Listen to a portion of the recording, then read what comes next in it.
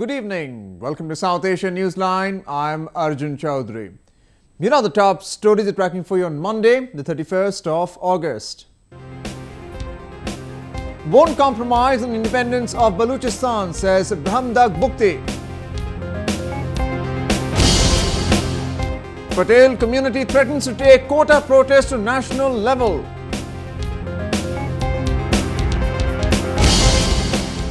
Pakistan court bans live broadcast of Altaf Hussein's speech after treason case.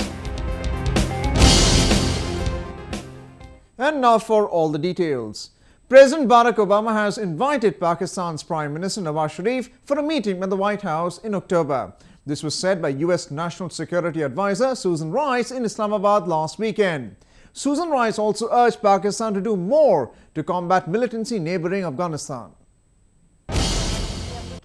Various militant groups are using Pakistani soil to carry out terror attacks in Afghanistan, which was unacceptable, and Islamabad should take tough action against such groups, Susan Rice told the political and civil leadership of Pakistan. Rice, who was on a one-day visit to Pakistan, raised the issue, especially of the Haqqani network, during her meetings with the leadership there on Sunday. The US had recently claimed that Pakistan had failed to crack down on the Haqqanis despite the anti-militancy operation in its tribal areas. Washington had also delayed the reimbursement of the Coalition Support Fund to Pakistan to pressurize the country. The Haqqani terror group that operates out of the lawless tribal areas of Pakistan is blamed for a number of attacks on US and other foreign nationals in Afghanistan.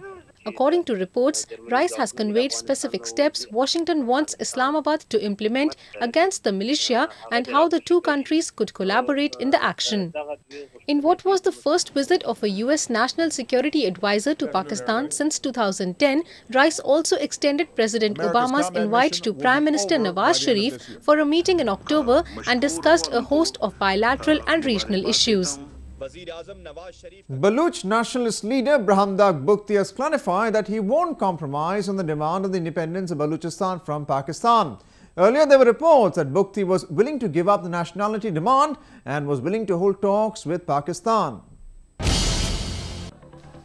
The demand for independence of Balochistan is the opinion of the majority of people and it cannot be compromised, Bugti said. He also stated that he had never given up on the demand. Bugti's clarification comes days after Pakistani media, quoting an interview, reported that he was willing to give up the statehood demand and was willing to hold talks with the government in Islamabad. In a statement posted online, he has however reiterated that the Baloch are still ready for a peaceful settlement of the issue. हम आज भी यही कहते हैं कि मसाइल का हल पीसफुल तरीके से होना चाहिए, लेकिन आर्मी पॉलिटिकल लोग हैं नहीं और वो चाहते हैं कि हर मसले का हल बाय फोर्स. कभी किसी ने पिछले 10-15 सालों से कोई प्रैक्टिकल स्टेप लिया कि जाएं, इनसे बैठें और असल मसला को समझें. Bugti also said that despite the intensified army operation, Pakistan has failed to end the nationalist movement. पिछले 10-15 सालों से operation, torture, kill and dump, लोगों को पकड़ना, ले जाना, गायब करना, उनकी मशकशुदा लाशें फेंकना, क्या हुआ है, क्या हासिल हुआ है, कुछ क्या बलोच के माइंडसेट में कमी आई है या उससे और भी ज्यादा बढ़ता जा रहा है. तो ये उनको खुद समझना होगा, इस डिफीट को एक्सेप्ट करना होगा उनको एक पॉलिटिकल और पीसफुल सॉल्यूशन के लिए. Pakistan's largest yet least developed province, Balochistan, is in the grip of a separatist insurgency by the ethnic Baloch people who claim that their homeland was illegally occupied by Islamabad in 1948. The Narendra Modi government has backtracked on the controversial land bill. While the opposition Congress party is claiming the move as its victory, there are fears that it will slow down the economic progress of the country, something that Prime Minister Narendra Modi fought the election on last year. Indian Prime Minister Narendra Modi has decided not to pursue a controversial land acquisition bill that would have made it easier for companies to buy land at what critics argue is at the expense of landowners' rights. The bill was considered pro-business but anti-poor, and Mr. Modi failed to win the support of opposition parties to make it permanent after issuing temporary executive orders that have allowed his government to forcibly purchase farmland for industrial development. This comes as a major blow to his economic reform agenda. जो भी अगर सरकार का जो निर्णय है, मेरा सिर्फ इतना ही कहना है, किसी भी प्रकार से न किसानों का अहित होना चाहिए और न इस देश के अंदर विकास में कोई बाधा आनी चाहिए। इसी बात को लेकर के पक्ष और सरकार दोनों को बैठ करके इसमें निर्णय लेना चाहिए। Land reform is critical if Mr. Modi hopes to fulfill his election promise of economic and industrial development. But the bill has failed to pass the upper house litmus test in parliament, where the Prime Minister's Bharatiya Janata Party is in the minority. The opposition Congress Party has since claimed credit for the government dropping the bill. गरीबों की जमीन, किसानों की जमीन छीनकर पूंजीपतियों के हवाले करने को उसको नेस्तनाबूद किया है पूरे कांग्रेस पार्टी और विपक्ष के लोगों ने और पूरे देश के किसानों ने। Observers believe the government's decision is a change of tactic rather than a change of heart. The BJP faces elections in about 3 months in the eastern province of Bihar, where agriculture forms a backbone of its economy and remains one of the country's poorest areas. Analysts argue that Mr. Modi may have won the battle by losing the land bill, but he still needs to win a war to accelerate India's economic growth. A hospital with no doctors. This is what Islamabad has to offer to the people of Pakistan-administered Kashmir, where medical infrastructure has reached a sorry state of affairs. A report. Access to healthcare is a basic human right, but people in Pakistan-administered Kashmir are still deprived of it. Pakistan claims to have provided a hospital for the locals, but finding a doctor inside is a challenge in itself. Recently, people in capital Muzaffarabad took to streets after a patient succumbed to serious illness in absence of a doctor in the government hospital. ये एक वाक़या नहीं है, ये 4-5 वाक़ये हो चुके हैं। तो डॉक्टर यहाँ पे मरीज़ को लाकर रख दिया गया, तो मरीज़ों को कहा गया, डॉक्टर्स को ट्रेस करना पड़ा, जबकि डॉक्टर्स का मकसद होता है माँ की तरह सर पे, मरीज़ के सर पे अवेल रहना। The lack of proper medical care in the public sector forces many to visit the private clinics opened by these government doctors. Those who cannot afford to pay are often left to suffer or to die.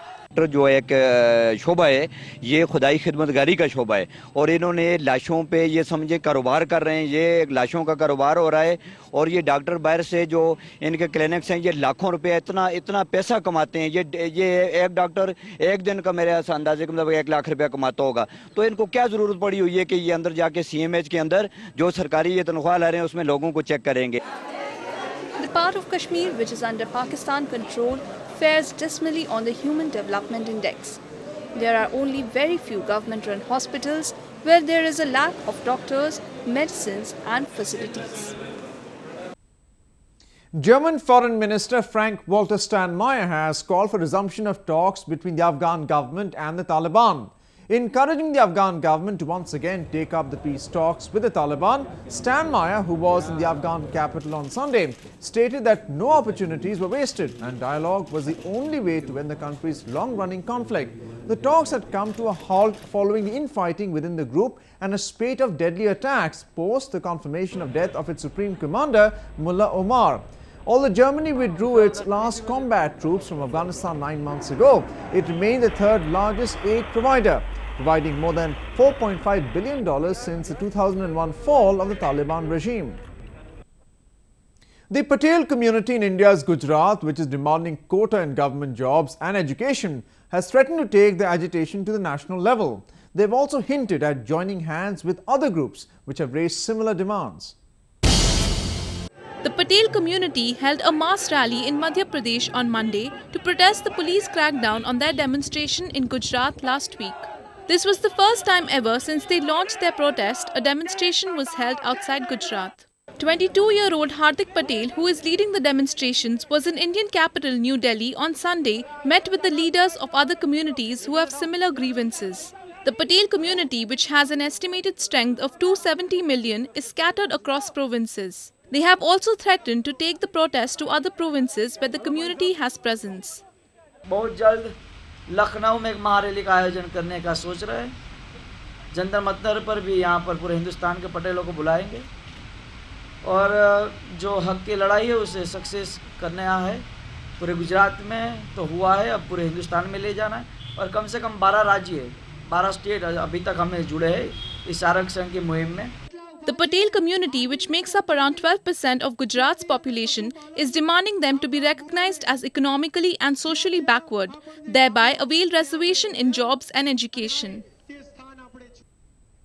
The Lahore High Court on Monday banned live broadcasts of speeches by Muttahida Qaumi movement chief Altaf Hussain. The court's decision came in a treason case filed against Hussain. Delivering the order, the court also directed the federal government to submit a record of Hussein's speeches and documents related to his nationality. Last month, it had also formed a special bench to try the treason case against him. The MQM Supremo is accused of conspiracy, waging war against Pakistan and terrorism. Hussain, who fled Pakistan in 1992, now lives in London and holds a British citizenship. He, however, regularly addresses his supporters in Pakistan via video conferencing or telephone. India's first Formula One driver Narain Karthikeyan is gearing up to hit the racing circuit. He is set to take part in the Japanese Grand Prix next month. Indian Formula One driver Narain Karthikeyan on Sunday said that he was gearing up for the Super Formula racing scheduled in Japan next month. The next event is in September in Japan, and we are getting prepared for that. And as usual, training is only physical training in India, and racing and practice for the racing comes from we have to participate in the Japanese series there. The 38-year-old will be representing Tokumo Team Dandelion Racing in the Japanese Grand Prix. Karthikeyan is the first Indian Formula One driver who made his debut in 2005 with the Jordan team. The grand finale of Lakme Fashion Week Winter Festive 2015 did not disappoint fans. It brought the bling and shimmer of Indian fashion along with celebrities and film personalities. Take a look.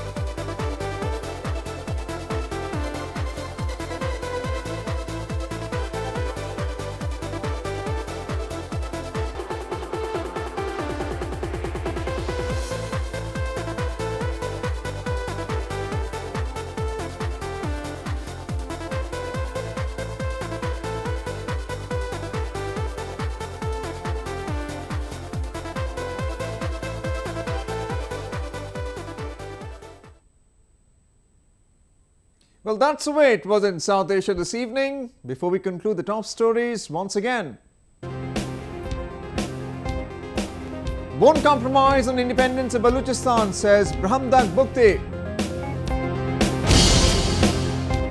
Patel community threatens to take quota protest to national level.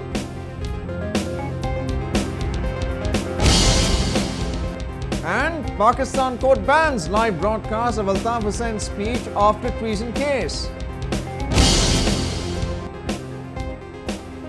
Now our viewers can watch the show on SouthAsiaNewsline.com. You can also visit us on Facebook.com/SAsiaNewsline and follow us on Twitter @SAsiaNewsline. That's all in tonight's edition. It's the same time tomorrow. Good night.